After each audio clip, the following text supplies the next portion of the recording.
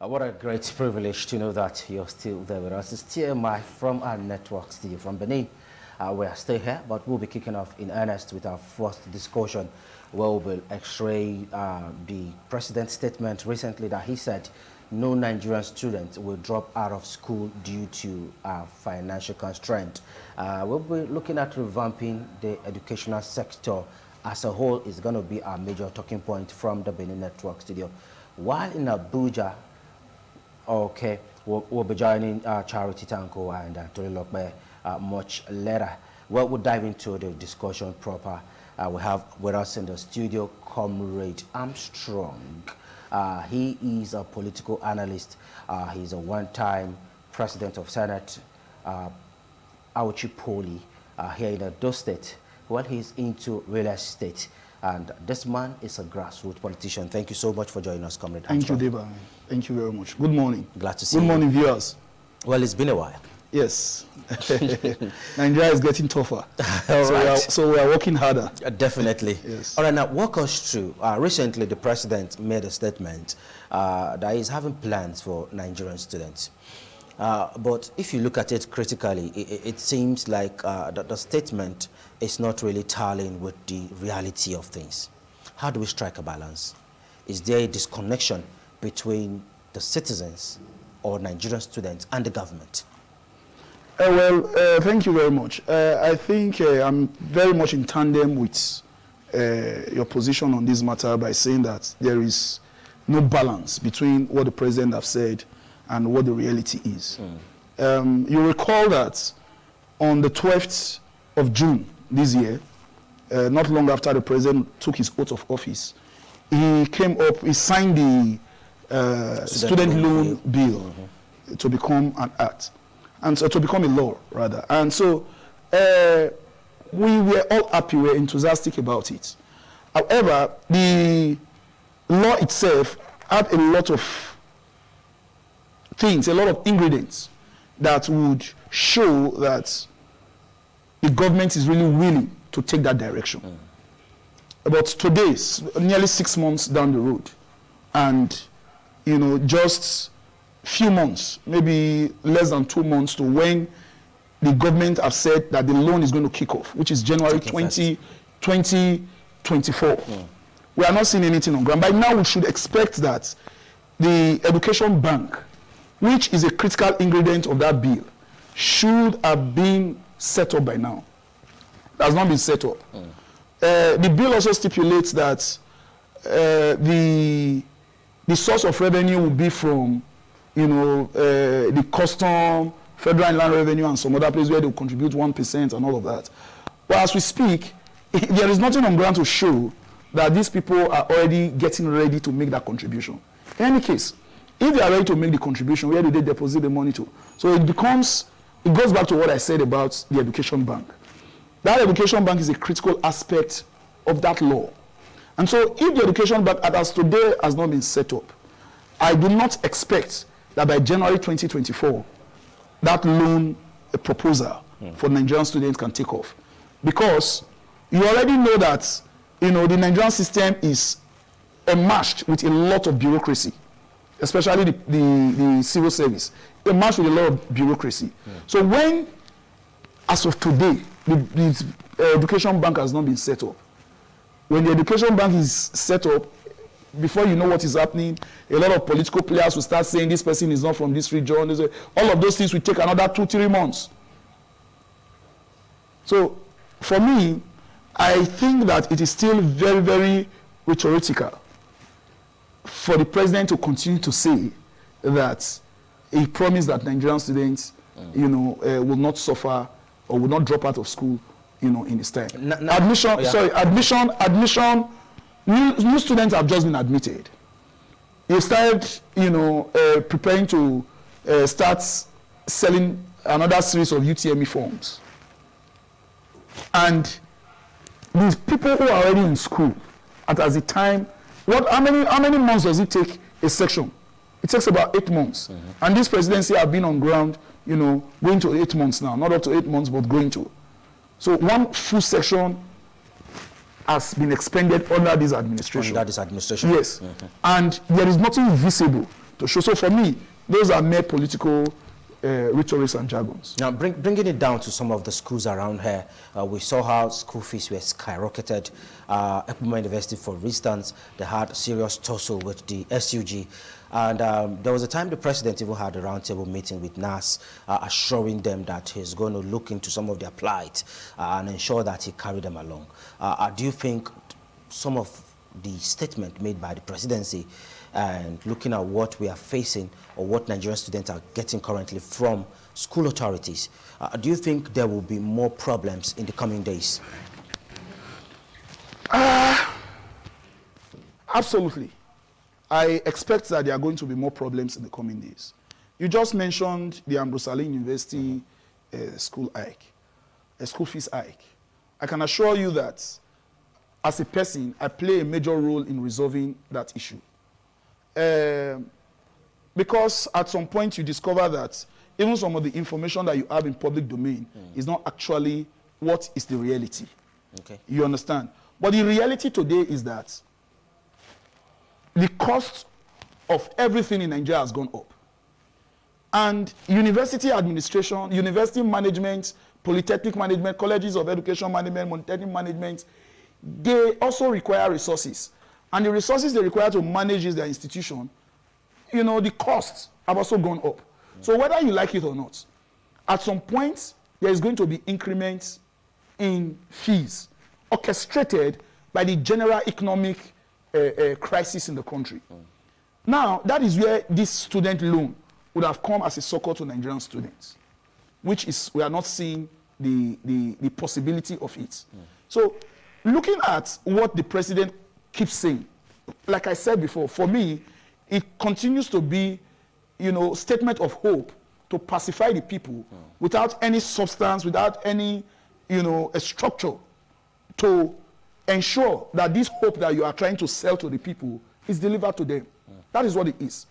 If, as today, students in University of Benin had like 20,000, 25,000 added to their school fees, students in Ambrose Ali University also had similar fees added to their, and the previous one was already strangulating them.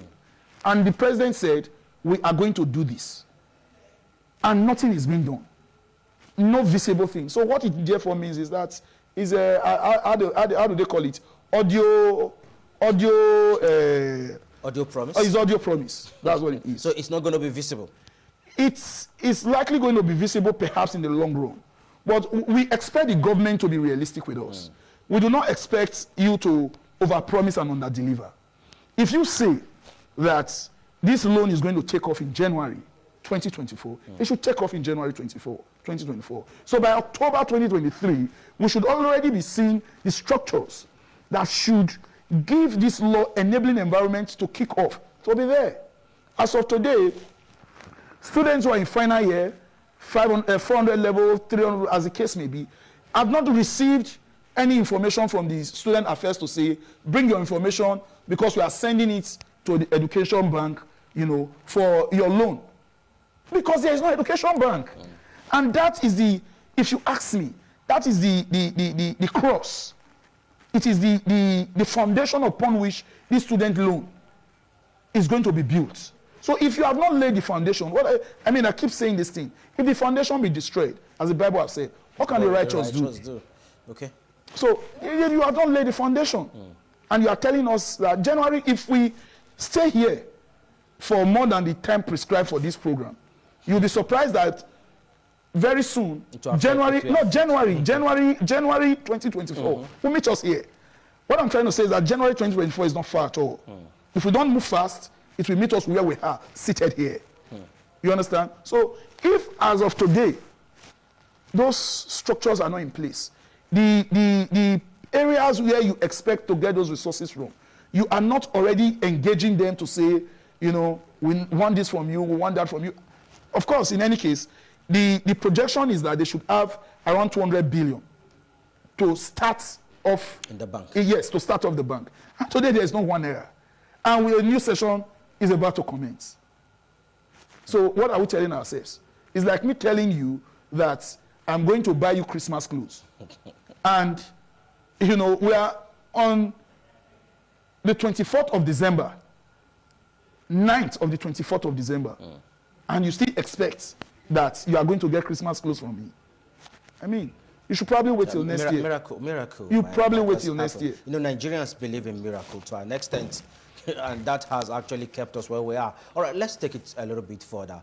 Are you not saying the government of the day, led by His Excellency, the President and Commander-in-Chief of Armed Forces, lack the willpower to drive the educational sector?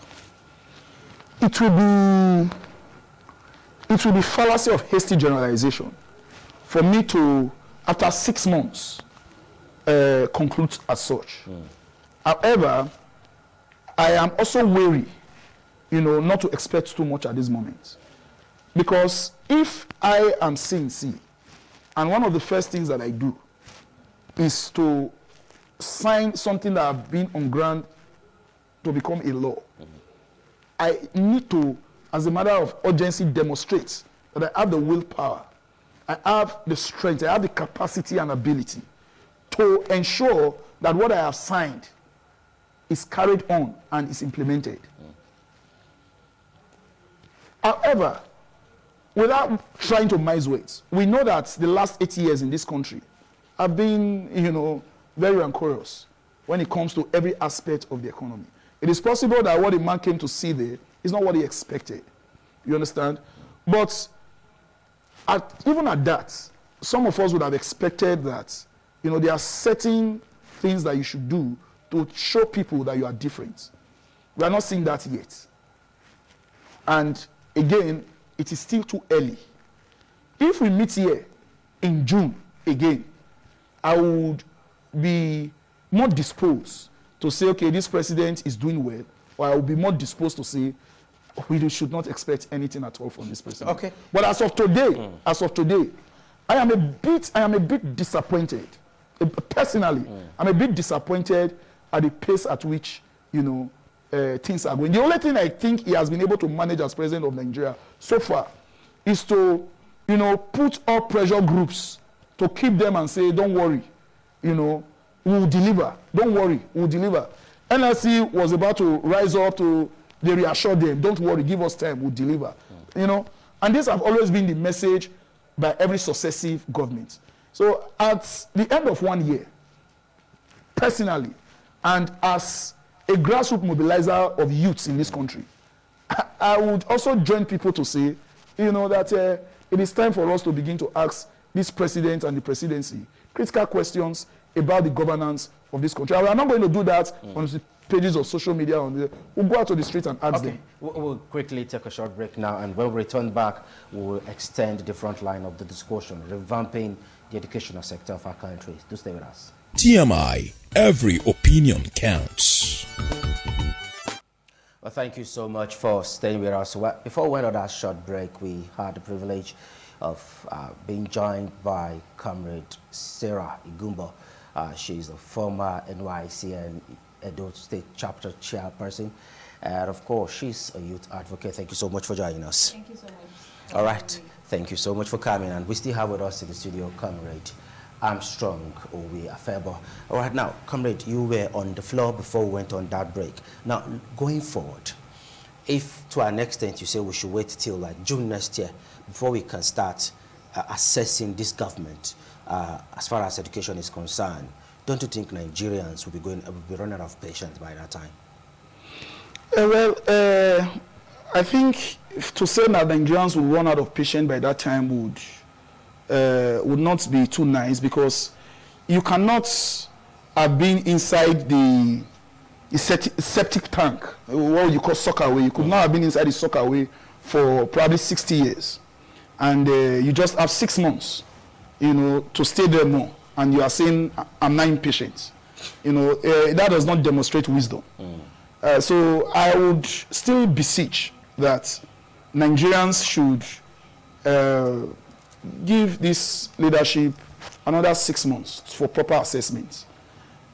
However, we can also put at the back of our minds that we should not expect too much, because the first 6 months, nearly 6 months, have not shown us that there should be much that should be expected. We have heard a lot of bogus promises.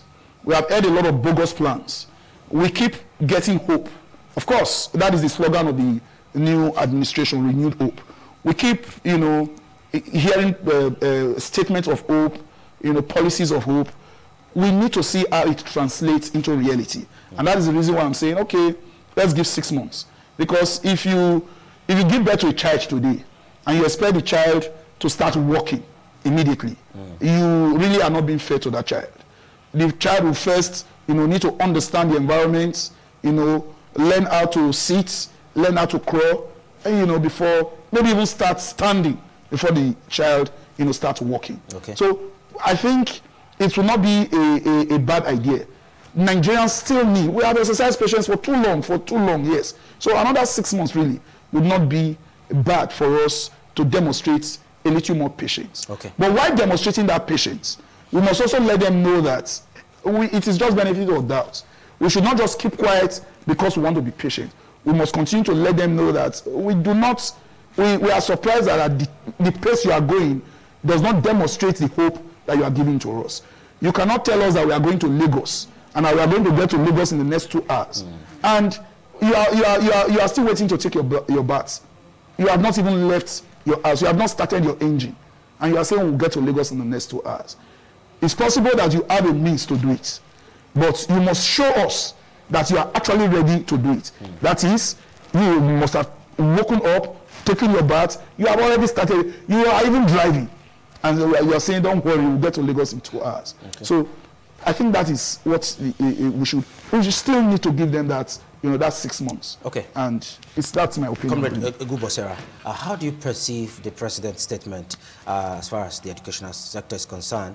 He's actually of the opinion that no Nigerian student will drop out of school as far as he's in power. He has assured them that education will be for all. How do you perceive that statement?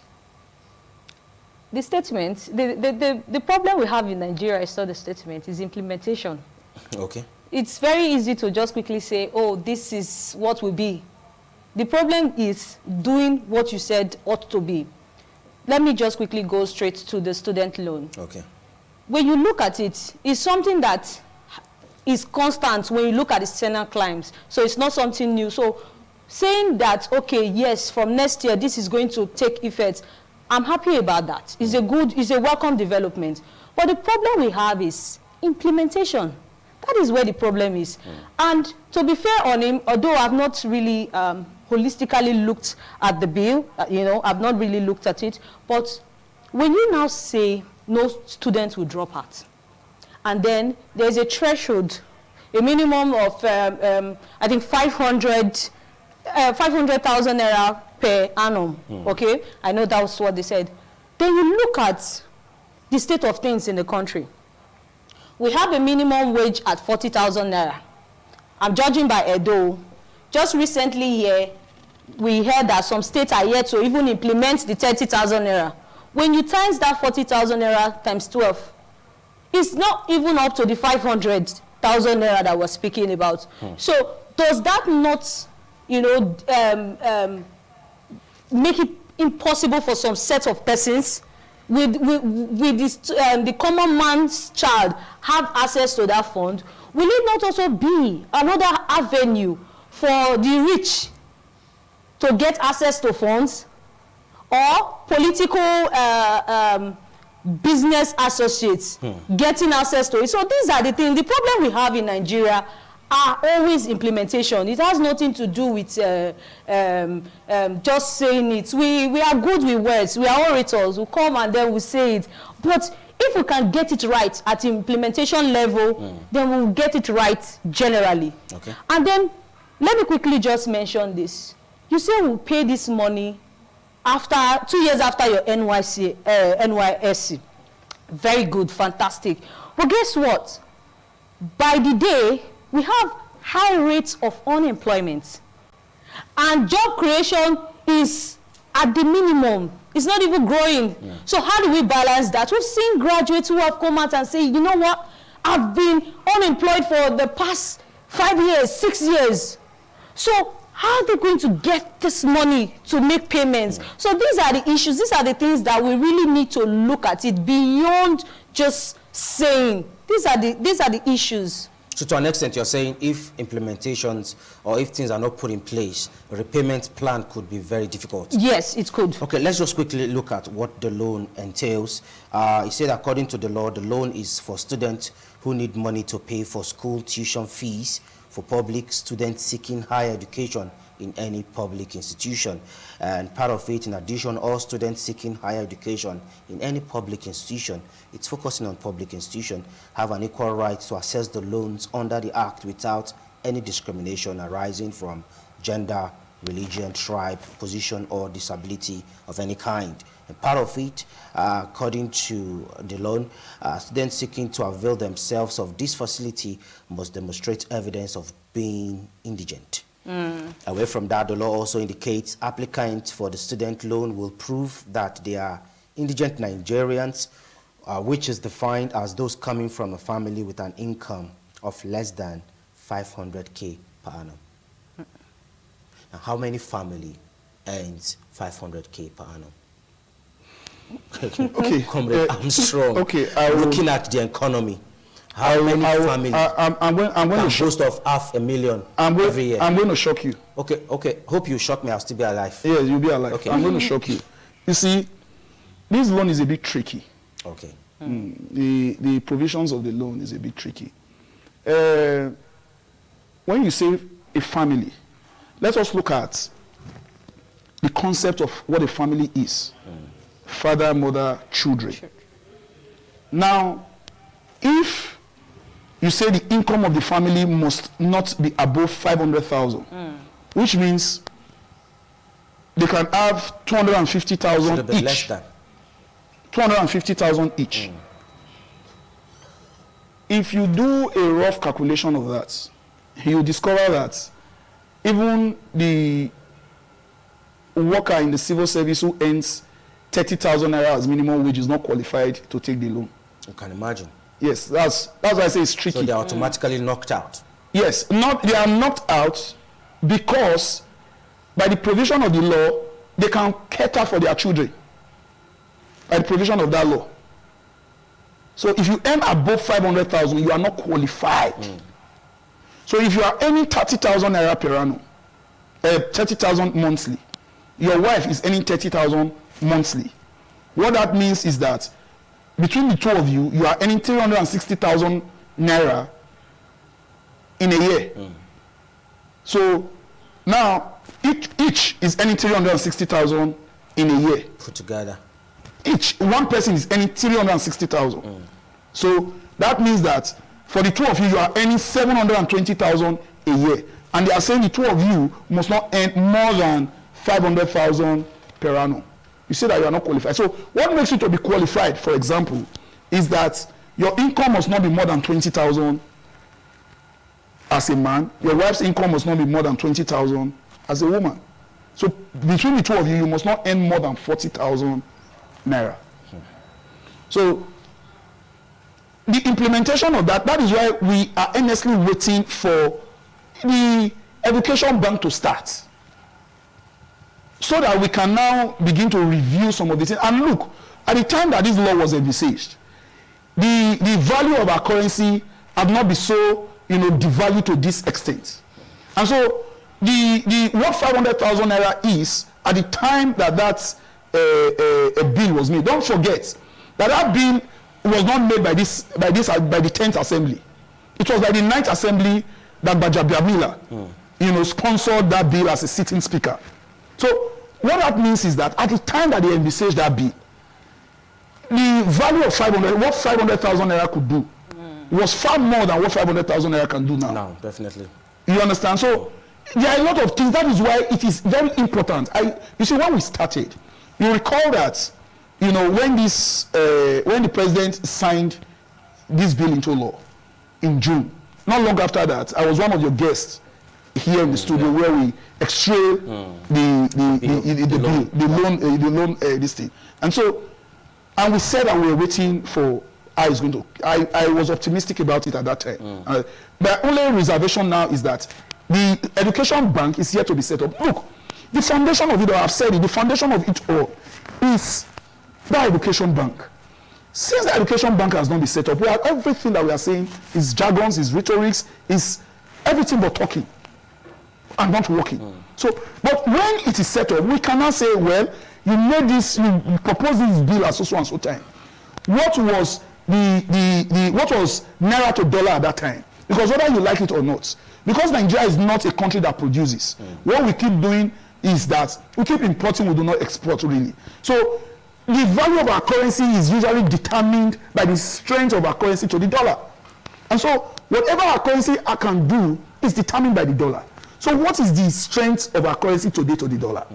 That is what will not determine whether that 500,000 that you have said as a benchmark, you know, for the parents of a student who is seeking loan to be 500,000 can actually work. You understand? But as it stands, as of today, what it means is that if you ask somebody who probably is a level 1 worker or whatever level that is earning 30,000 naira, they are not eligible to access the loan.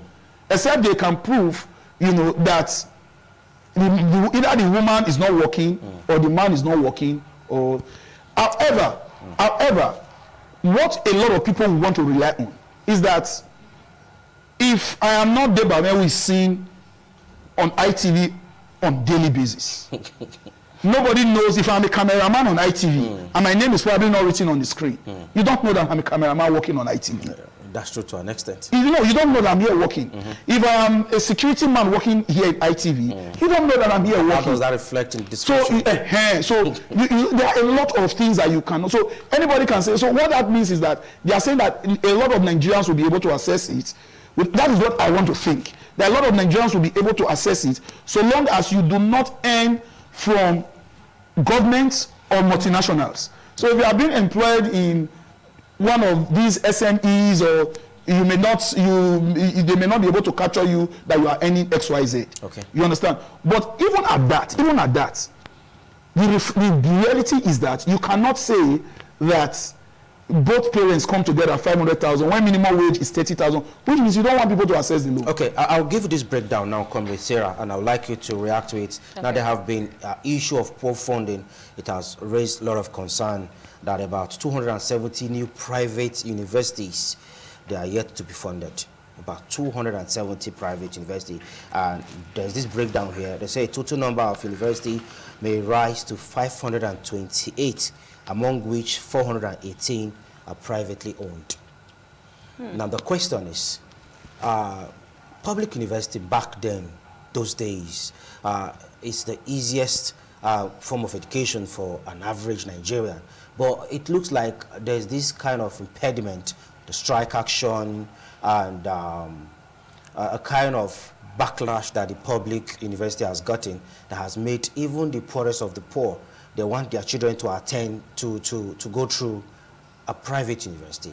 Now, if we have over 418 private universities in the country, outweighing the public universities that we have, can we still have people go through educational sector in this country without going through the pain of breaking the bank?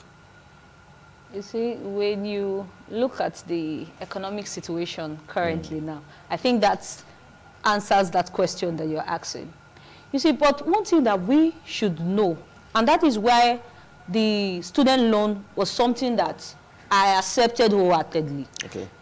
Because having access to that helps you already as a student to graduate well.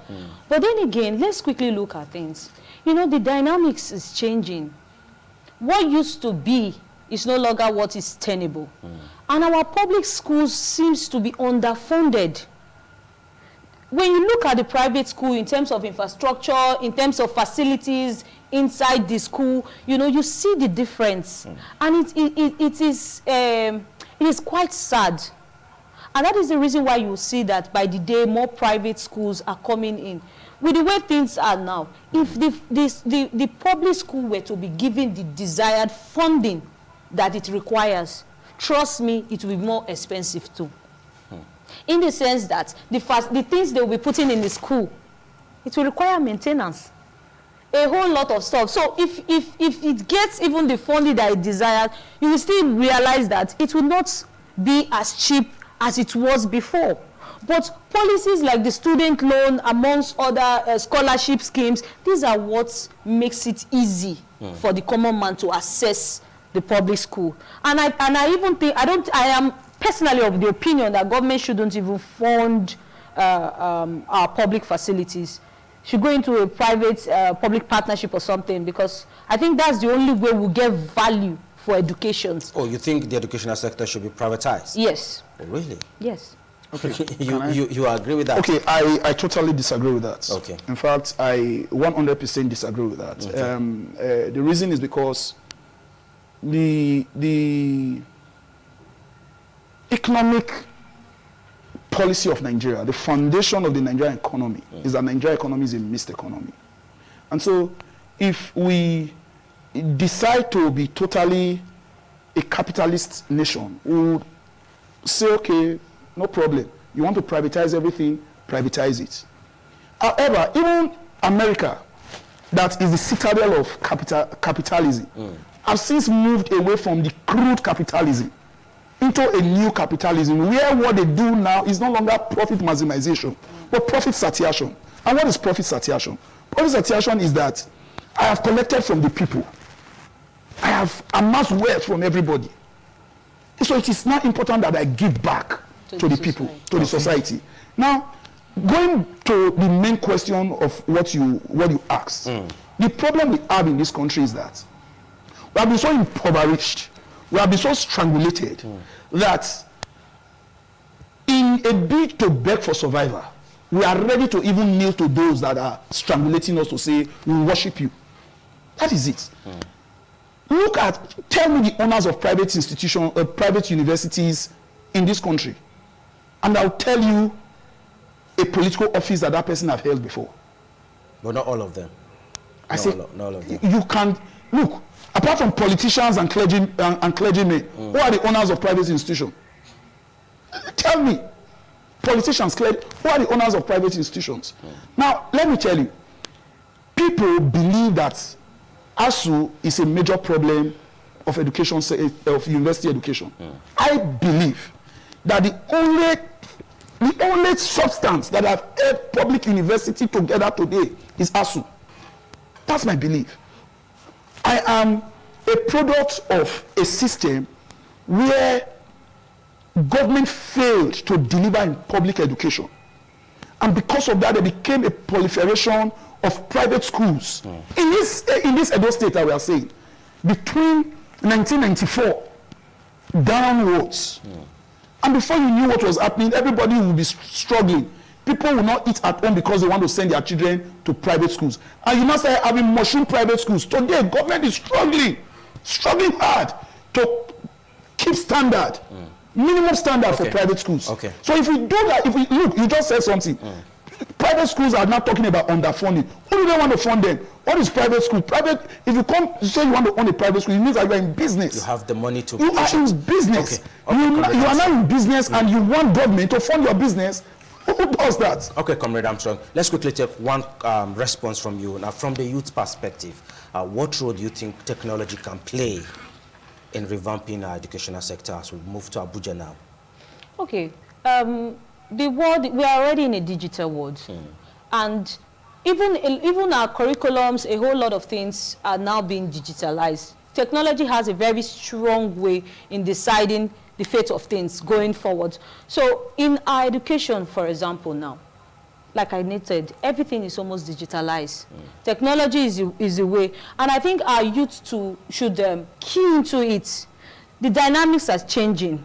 I think we should be more technologically oriented, especially now, let me quickly just mention it. I know some youths that are already designing some of these apps, to make things easier, communicating in terms of some of our subjects, for schools and university. And I want more of them, to come in and, make things more easier. That is the only way we can go Instead forward. of using technology in the negative light. Yes, let's use it. Let's put it in the positive way. With just your phone, you can be able to learn. There are a lot of people now, when you see them speaking, you will think, oh, perhaps they've gotten some certain level of formal education, but it's not. So I think we need to start keying into this thing. Then I want to quickly mention, you know, there are some things we take for granted. That for example, you have data analysis, software engineering, yeah, a lot of things like that, that we just sit and say, no, I want to be a doctor.